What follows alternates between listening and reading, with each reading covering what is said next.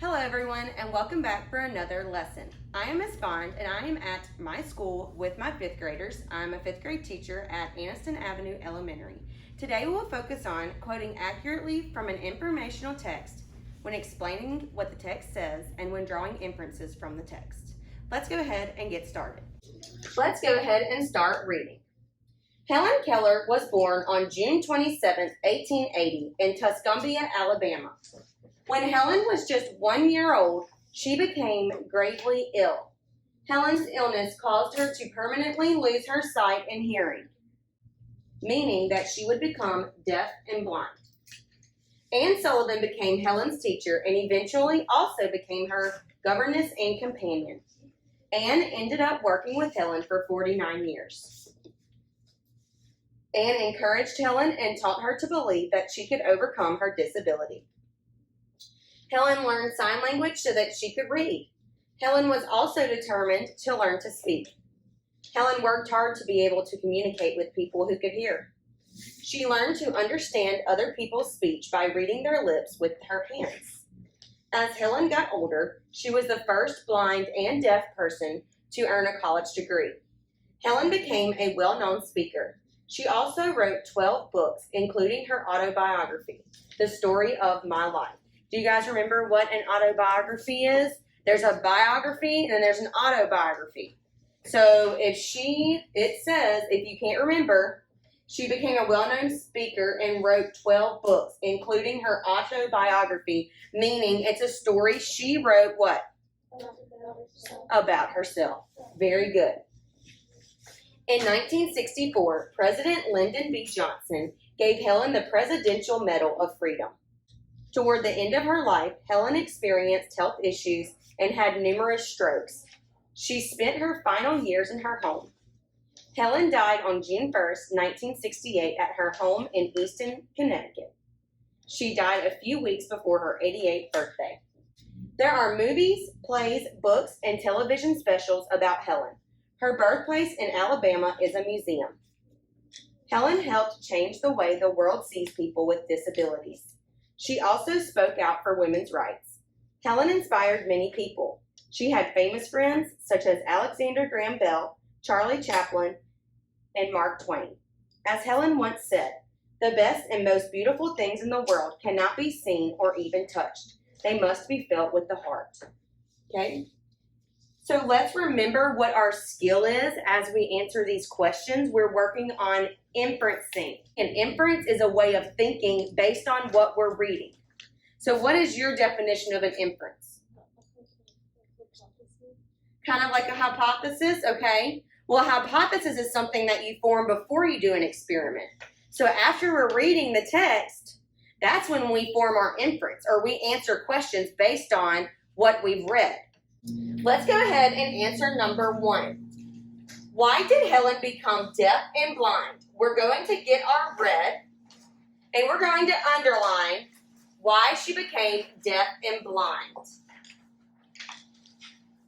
What paragraph can it be found in? 1, very good. And what are we underlining?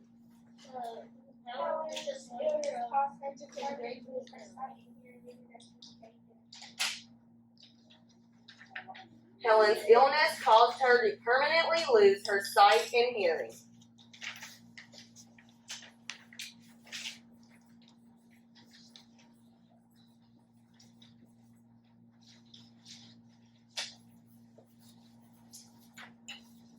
She became gravely ill, which caused her to be blind and deaf.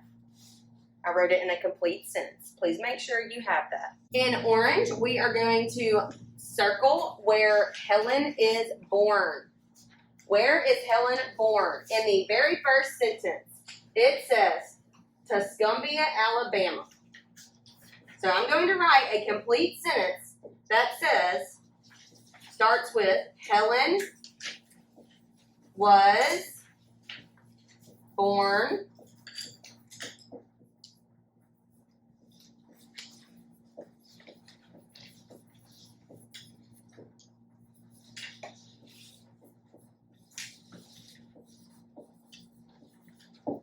in Tuscumbia, Alabama.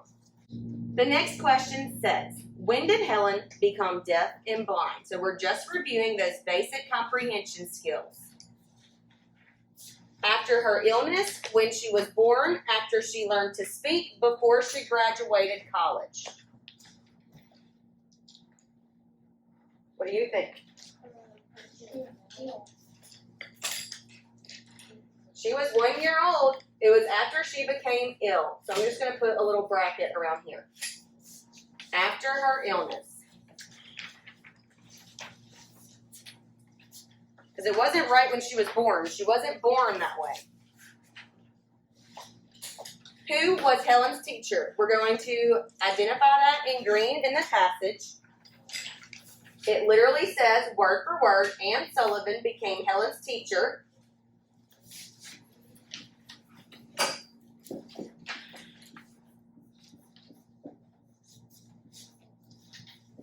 Let's remember that our skill is that we're quoting accurately from the text when drawing on information and making inferences. Number 5 is going to be blue. What were some of Helen's accomplishments? Choose all that apply. Choose all that apply means there's what? More than one. Very good. It says right here, she wrote 12 books.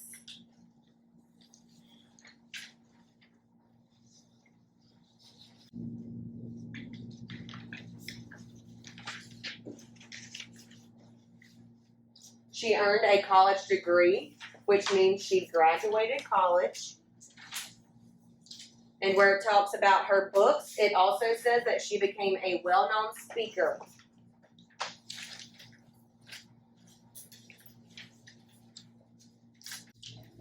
How did Anne Sullivan help Helen? So in purple, we are going to go back to the text and underline everything Anne did to help Helen. She became her governess and companion. She worked with Helen for 9 years.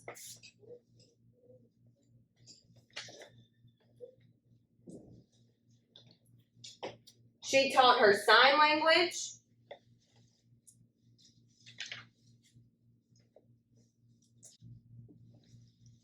And we can put together, after reading this paragraph, the second paragraph, that Anne Sullivan helped her communicate with others by teaching her sign language and how to read.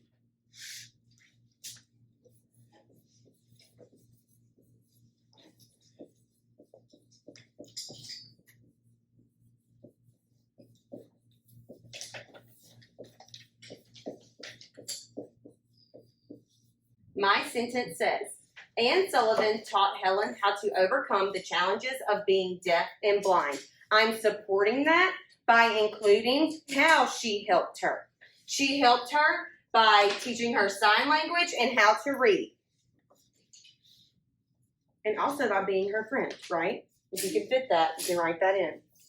This page is going to focus heavily on the inferences. Whereas before we were quoting from the text and pulling that information from the text, now we're really taking what's in the text and drawing inferences based on what's in there. The best and most beautiful things in the world cannot be seen or even touched. They must be felt with the heart. What does this mean? The best and most beautiful things in the world cannot be seen or even touched. They must be felt with the heart. What does this quote by Helen mean?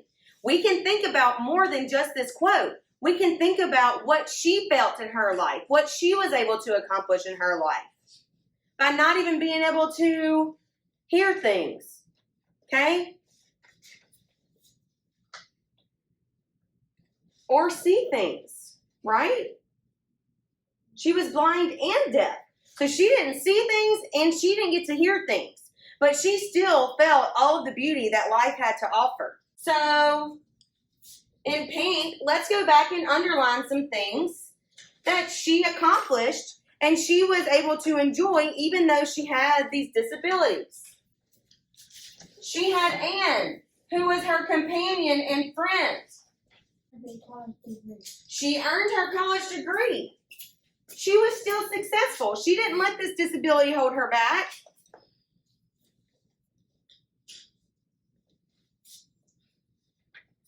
She also got the Presidential Medal of Freedom from the president. She was an author. She wrote 12 books, you guys, and she couldn't even see. She wrote 12 books. I mean, wow.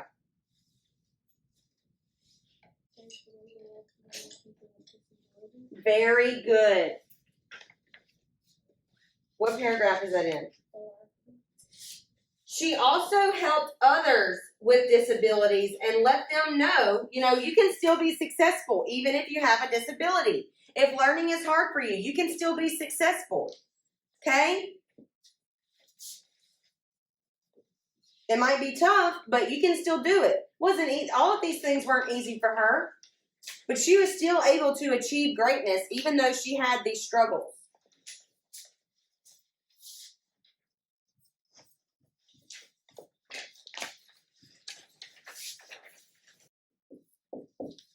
So after taking all of these things into account that we've identified in pink, this is what I wrote.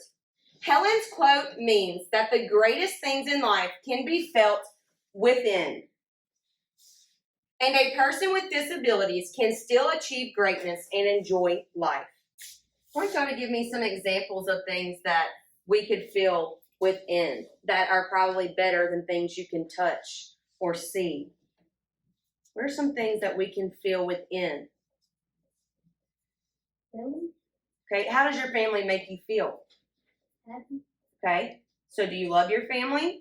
So we can feel love. We can feel happy. What else? Okay, what about kindness? Because that's probably what she got from Anne Sullivan, right? She got her friendship and kindness.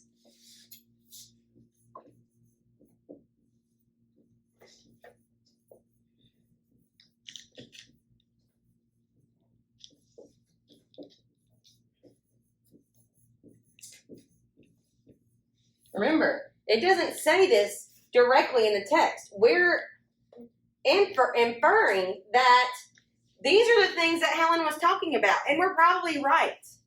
Because these are the things that she did experience in her life. That's what she said. They're felt with the heart. You love with your heart. You have kindness within yourself. You feel compassion for others. Okay? Why is it important to remember Helen today? Beautiful. So we did underline that. So it did state it explicitly. If it was a little bit harder, it might not have stated it. It's not always going to say the answer is. Select a life event that shaped Helen's character. By Helen's character, does it mean, Helen played a character in a play? It means what made her the person she was. Select a life event that shaped Helen's character. So what shaped her to be a good person? To have that good character? To help others? And to be successful? Use details and evidence from the text to support your answer. A life event is something major in someone's life that has happened. Go ahead and do number 9 yourselves. You may have a different answer than I put up here. That's perfectly fine. And then we will go over what you guys put when you're done.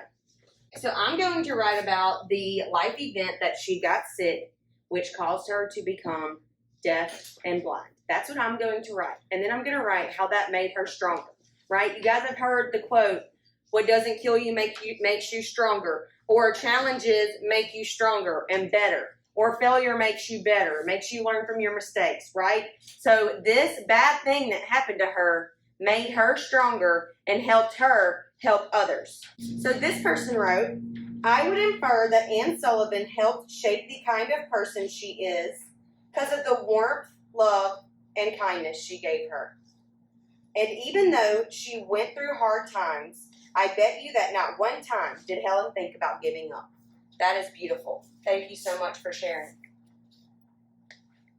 And even if you write this, we can still go back and add more. I just ran out of room.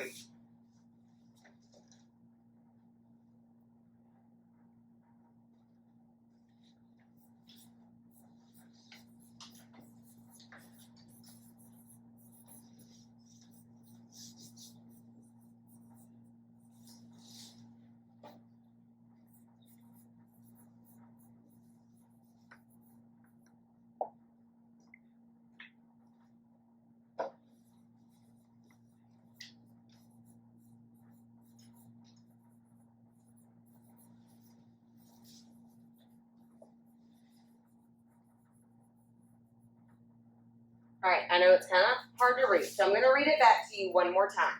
Helen got extremely ill and became deaf and blind. Although communicating with others was a very difficult skill to learn, she still worked hard to accomplish this goal. In the end, Helen's challenges she faced made her stronger. Okay, go ahead and get that down, and then we will be done.